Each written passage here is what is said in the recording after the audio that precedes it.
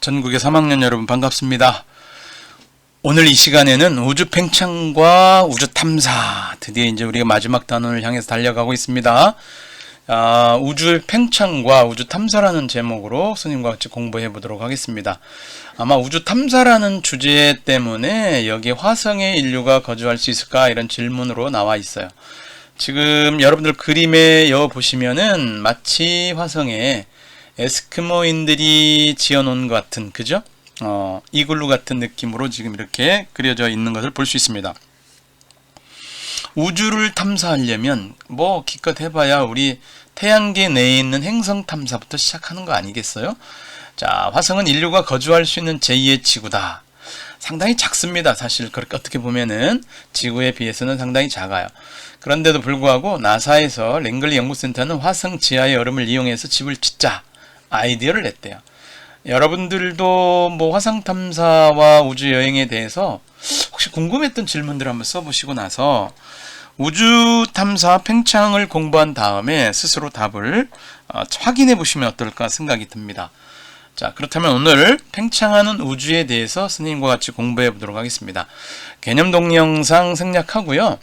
지금 생각 열기에 보면은 우주에 대해서 전혀 다르게 생각했던 1900년대 초, 20세기 초라고 그랬죠? 두 과학자가 나오는데 왼쪽에 있는 과학자 알버트 아인슈타인이죠. 자, 여기는 프리드만입니다. 두 과학자가 우주 크기는 변하지 않는다 이렇게 주장하고 있고요. 한 사람은 우주는 점점 커지고 있다. 둘 다 아마 수학적 식으로 계산해냈어요. 아인슈타인 같은 경우는 자신이 발표한 일반상대성 이론이라는 게 있어요. 일반상대성 이론. 그거에 해당되는 수학적 장방정식을 이제 아인슈타인이 풀어보고 나서 답이 두 가지야. 팽창도 할 수 있고 수축도 할 수 있는데 평상시 아인슈타인은 정상우주론을 주장했어요. 정상우주론. 변동이 없는. 그러다 보니까 방정식을 풀고 나서 정상우주론을 주장하기 위해서 우주상수라는 걸 도입해서 우주론을 뒷받침했습니다. 자, 프리드만도 자신이 뭐라고 그러냐면 수학적 식을 푼 다음에 우주의 밀도와 우주의 곡률에 의해서 우주가 결정되는데 세 가지예요. 열린 우주, 뭐 닫힌 우주, 평행한 우주, 뭐 평평한 우주, 뭐 닫힌 우주, 평평한 우주, 뭐 열린 우주 이런 식으로 답을 얘기했었어요. 논란이 되고 있었죠. 그런데 보기 좋게 이들의 주장을 완전히 정지시키는 일이 벌어지고 있었는데 그게 바로 허블이라는 과학자에서 이루어졌어요. 이게 이제 20세기 초인데 윌슨산 천문대 2.5m 대형 망원경으로 허블이 은하를 관찰하고 있었는데 쉽게 말하면 이런 거야.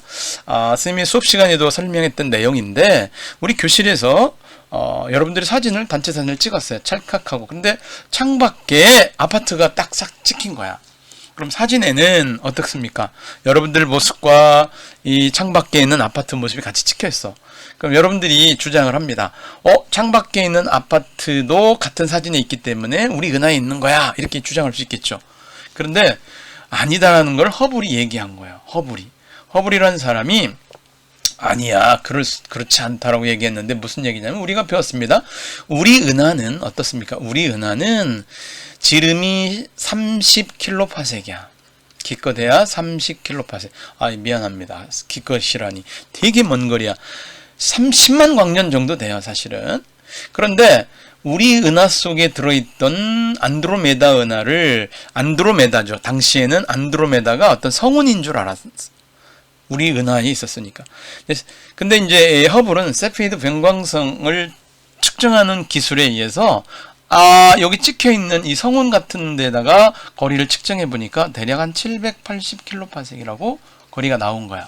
그럼 생각해봐. 우리 은하의 지름이 기껏해야 30kps인데 이 안드로메다까지 보니까 780이면 얘는 지금 우리 은하 안에 들어있지 않는 사이즈잖아. 되게 멀잖아. 그래서 얘는 우리 은하에 있지 않은 거다. 나중에 땡겨보니까 얘가 은하였어요. 지금은 말이죠. 4천억 개 또는 1조 개의 별이 있다라고 주장하고 있는 안드로메다야. 근데 문제는 여기서 중요한 거는 이게 문제가 아니라 허블이 관측한 이 데이터가 이런 거죠. 이때 당시에는 뭐가 있었냐면 도플러 이펙트라는 게 있었어. 이 교육과정을 벗어나네. 내가 지금 교육과정 벗어나는 얘기를 하고 있어요. 마치 앰뷸런스가 나를 향해서 달려올 때 같은 높이의 음을 내서 사이렌스를 오지만 가까울 때는 높은 소리, 멀어질 때는 낮은 소리가 나는 효과. 이 도플러 효과인데 이게 빛에서도 그게 나와요. 그래서 빛이 나한테 다가오면 청색 쪽으로 치우치는 청색 표현이 이런 것들이 나와. 이 고교 과정이야. 멀어지면 적색으로 치우쳐요. 적색 표현이야. 근데 이런 현상들이 나온 거야. 우리 중학교 과정에서 이거 생략하더라도 은하들을 보니까, 외부 은하들을 보니까 얘들이 우리 은하로부터 멀어지고 있는 거야. 멀어지고 있는 외부 은하. 멀어지는 거를 봤어요. 와! 그럼 어떻게 생각해야 돼, 우리가? 은하들이 여러 개의 은하들이 있었는데 얘네들이 멀어지네? 그럼 결론이 뭐야? 우주가 지금 팽창하고 있구나라고 주장하고 있는 거 아니에요? 그래서 허블은 팽창하는 걸 알았는데 얘들이 관측자를 중심으로 해서 멀어지는 이 속도가 거리에 비례하더라. 이걸 알아내요. 후퇴하는 속도가 거리에 비례한다는 걸 알아. 그래서 얘를 허블 상수를 써서 이렇게 내는 게 허블 법칙이야. 이게 고등학교 과정에 나와. 우리는 얘를 모른다 하더라도 팽창하고 있구나. 이거를 알게 됐는데 아인슈타인을 불러요. 이리. 아인슈타인 불러가지고 당신이 주장하는 정상 우주론이 잘못됐소. 내가 지금 관측한 데이터에 의하면 우주는 지금 팽창하고 있어. 은하들끼리 멀어지지 않소. 라고 제시를 해요. 그 유명한 허블 법칙입니다. 그래서 후퇴 속도가 거리에 메가파섹 나와요. 이제 고등학교 때 가면 메가파섹. 거리에 비례한다. 그래서 여기에 막 그 데이터 자료들이 나와 있습니다. 후퇴 속도. 그래서 아인슈타인이 제시했더니 아인슈타인은 대인배인 건 분명해요. 역시 내가 일생일대에 정상 우주론을 주장하기 위해서 우주상수를 G를 집어넣어서 도입한 것은 일생일대 실수였어라고 자기의 주장을 내려놓습니다. 근데 지금 이제 아인슈타인 주장을 내려놨는데 그 후대의 과학자들이 우주를 더 공부하면서 암흑물질을 연구하게 되고요. 그 암흑물질을 소환하다 보니까 아인슈타인의 우주상수를 다시 한번 소환하게 돼요. 아인슈타인 우주상수가 맞았던 거죠. 지금 결과에 의하면. 지금은 거기까지만 우리가 다뤄볼게요. 자, 허블은 이렇게 우주에 대한 생각을 완전히 바꿔놨다. 허블 한번 클릭해 볼까요? 허블이라는 사람이 누구였니? 자, 허블 망원경 우리가 하듯이 유명한 사람이야. 그죠? 미국 천문학자고요. 획기적인 발견. 우리가 은하를 우주 전체를 인식했는데 안드로메다가 우리 은하 내의 성운이 아니고 이것도 은하였다 라는 걸 알게 되고요. 또 외부 은하라는 걸 우리가 은하 밖의 은하라는 걸 알게 됐고 먼 외부 은하들이 우리 은하로부터 멀어지고 있다는 걸 알아내었다. 우주가 정적인 상태가 아니라 팽창하고 있다는 사실을 확인하게 되죠. 그럼 여러분 어떤 생각이 들까요? 그래? 그러면 우주가 자꾸 팽창하면 팽창하기 전에는 이제 이게 우주가 이게 팽창하잖아. 팽창하면 이제 사람들이 반대로 생각한 거야. 팽창하기 이전에는 얘들이 뭐야? 한 곳에 있었다는 거야? 그럼 얘들이 뻥 터져가지고 됐다는 거야? 드디어 빅뱅 이론이 생각하게 되는 거예요. 거기까지 오게 됩니다. 그러면 그거에 대한 근거들을 밝혀내야 되잖아. 그래서 그걸 밝혀내면서 CMBR 우주 배경 복사를 밝혀낸 과학자들은 이제 노벨상을 받게 되는 겁니다. 여기 지금 안드로메다가 은하가 있는데 우리가 확인해 보겠습니다. 자, 안드로메다 은하인데 이 우주를 살펴보면서 마치 얘가 관측 기술이 약할 때는 마치 얘가 성운처럼 느껴졌지 사실은. 근데 얘를 당겨봅니다. 안드로메다 은하는 우리 은하와 비슷한 규모의 은하로 M31 또는 NGC 224로도 부릅니다. 허블은 안드로메다 은하가 외부 은하라는 것을 최초로 밝혀냈습니다. 자, 어때요? 지금 보니까 이게 은하같이 느껴지죠? 그렇죠? 그래서 이런 우리 은하도 여기 또 밑에 보면 또 다른 게 나오는데 얘도 은하일 거겠죠? 우리 은하도 과거에는 이런 모습이었을 거란 상상을 못했는데 외부 은하의 모습을 보니까 우리 은하도 나선 은하네, 중앙이 원반 모양이네 등등 이렇게 알아냈단 말이죠. 지금 현재 기술에 의해서. 자, 그러면 우리가 요거는 영상을 닫고요. 자, 밑에 가서 우리가 이제 더 나가 볼게요. 자, 그럼 우리가 이제 이런 거를 교실에 실험을 한번 해봤었죠? 그렇죠? 이게 뭐냐, 스티커를 이용해서 풍선을 불어서 우주 팽창 실험하기인데, 이런 거예요. 빨간 스티커를 붙입니다. 1번 스티커, 2번 스티커를 붙여요. 물론 흰색도 있습니다. 그래서 일단 빨간 스티커에서 이 거리를 측정하고요. 두 번째는 흰색 스티커에서 이 거리를 측정한 다음에 다시 더 불어요. 이렇게 더 확대합니다. 이게 우주가 팽창한다는 것을 실험하기 위해서. 그럼 이 고무풍선의 면들은 뭐냐면 이게 우주야, 우주. 요런 스티커들은 뭐냐면 얘들이 은하야, 은하. 우리 고무풍선 안에 있는 그 부피는 우리가 상관하지 않습니다. 여기 실험에서는 관련이 없다고 보시면 돼요. 자, 그래서 이 결과를 측정해 봤습니다. 여러분들도 이제 실험한 결과가 다 적었었죠. 근데 우리는 이 교과서에서 실험한 걸로 데이터를 작성해 보고 해석을 해 보겠습니다. 먼저 빨간 스티커에서 1까지 거리가 8.0, 2까지 거리가 9.5니까요. 관측자라고 합시다. 관측되는 대상의 우주에로부터 이게 은하라고 합시다. 1까지 은하, 어떤 은하까지 거리, 또 2, 어떤 은하까지 거리.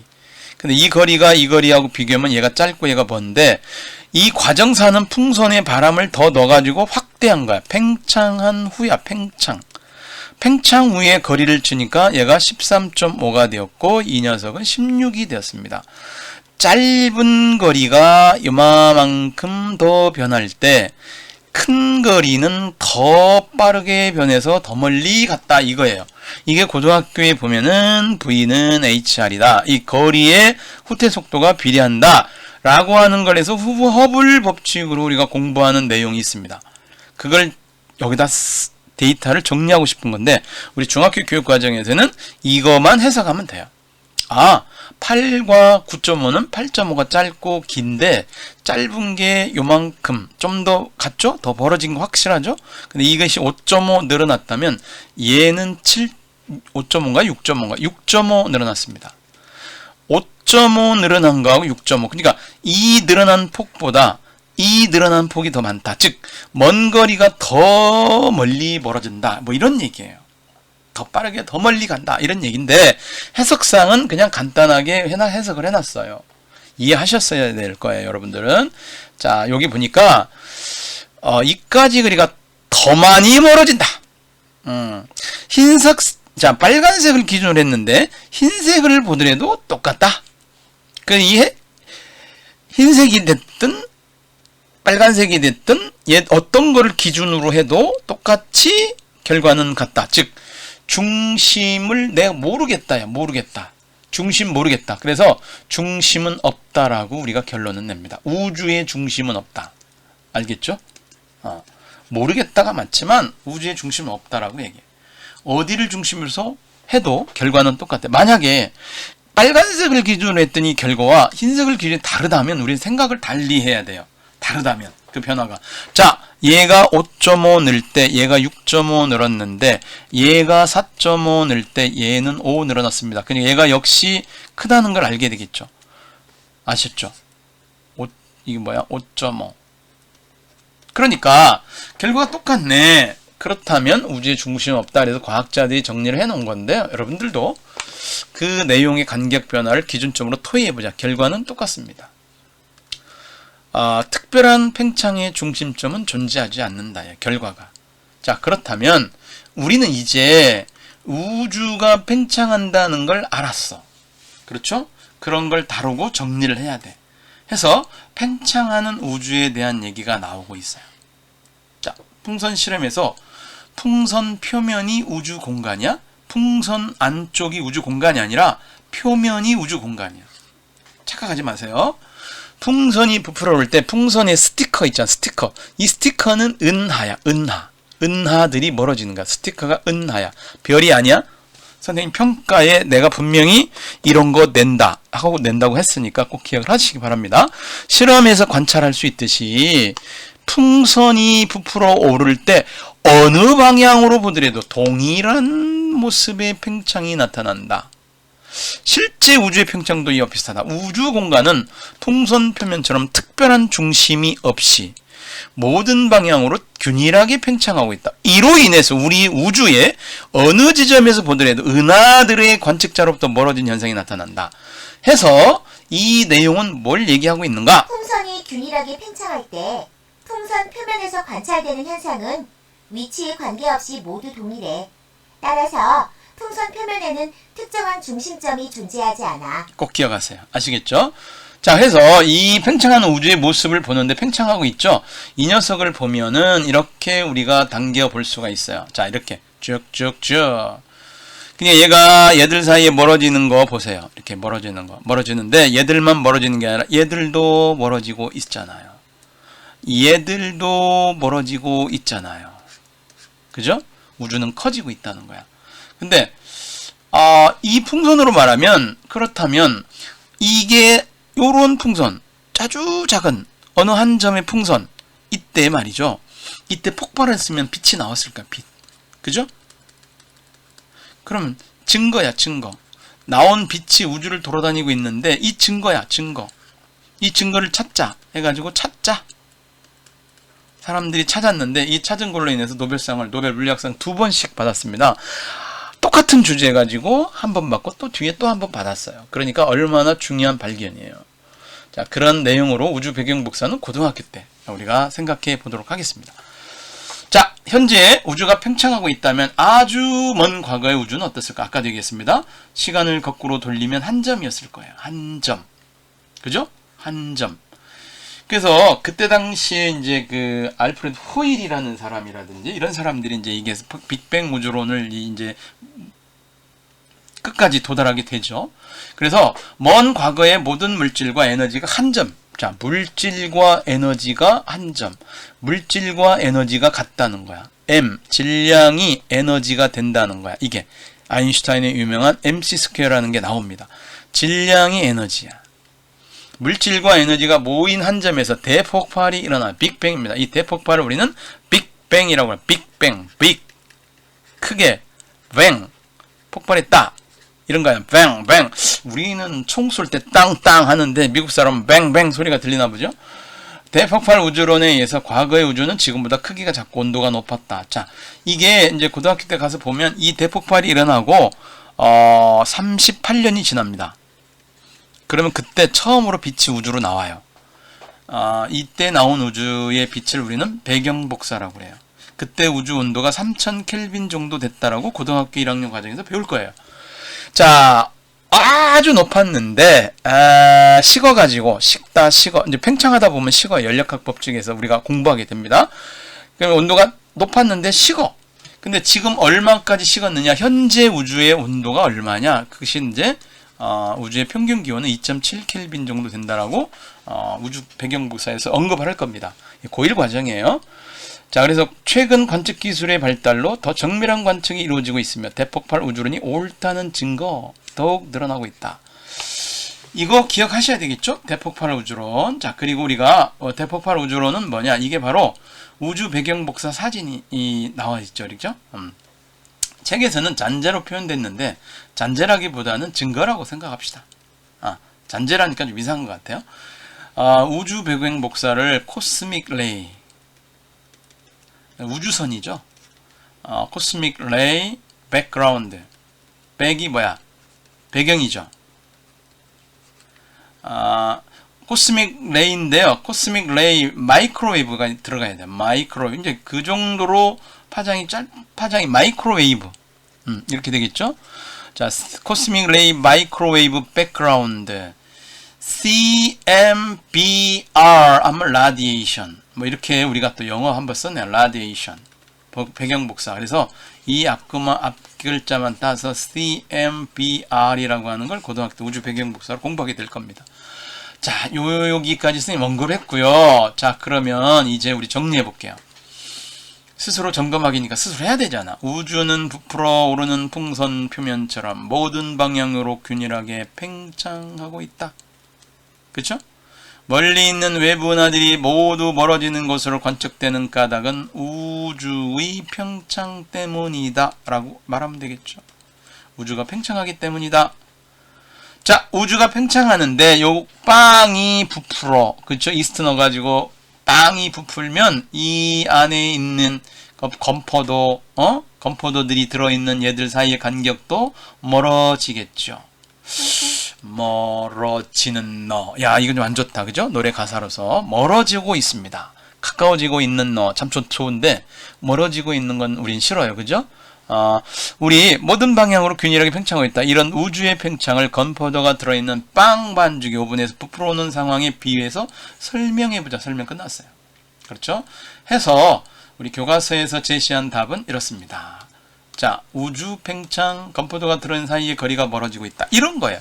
그래서 오늘 여기까지 딱 20분 여러분들 공부했습니다. 자, 우주의 팽창. 고등학교 때 징검다리로 여러분들 중학교 때 배웠으니까 우리가 더 공부할 학자들은 누굴까요? 아인슈타인 한번 본다든지, 자, 프리드만 본다든지, 그렇죠? 또 누구를 봐야 돼? 빅뱅 우주론.